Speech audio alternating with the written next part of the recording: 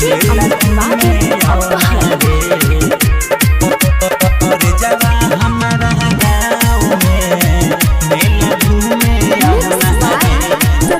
लाल colour के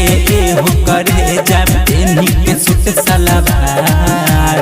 बाट दशहरा होई न पहाड़ा होके तू पूरा तैयार। लाल कलर के हो जानू पेनी के सुट सलवार बाट दशहरा होई न पहाड़ा होके तू पूरा तैयार। आओ ना रे मलिया आओ ना रे मलिया है जुहुरा तमें मेला घूमे आओ ना रे मेला देखे आओ ना रे कर जावा हमारा गाँव में मेला घूमे आओ ना रे मेला देखे आओ ना रे मलिया है जुहुरा तमें मेला घूमे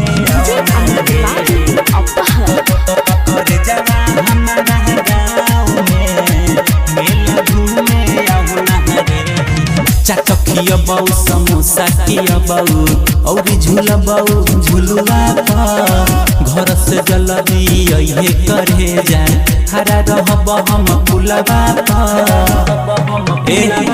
चटकिया बाऊ समोसा किया बाऊ और झूला बाऊ झूलुआ पर घर से जल्दी ये करे जाए खरा रहब हम पुलवा पर। आओ ना रे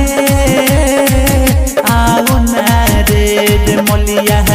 आओ ना रे सोनावा हमारा गाँव में मेला घूमे आओ ना रे मेला घूमे आओ ना रे करे जा हमारा गाँव में मेला घूमे आओ ना रे मेला घूमे आओ ना रे आओ ना मलिया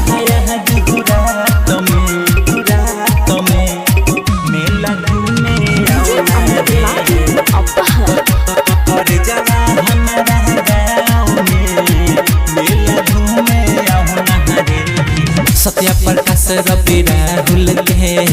आव बतिया मान के मिलब साथे घूमिया कर रे जा ओही से मुहावा बांध के। सत्या प्रकाश रवि राहुल के आव बतिया मान के मिलब साथे घूमिया कर रे जा ओही से मुहावा बांध के। आओ ना रे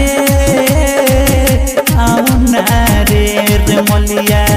आओ ना रे कर जावा हमारा गाँव में मेला देखे आओ ना रे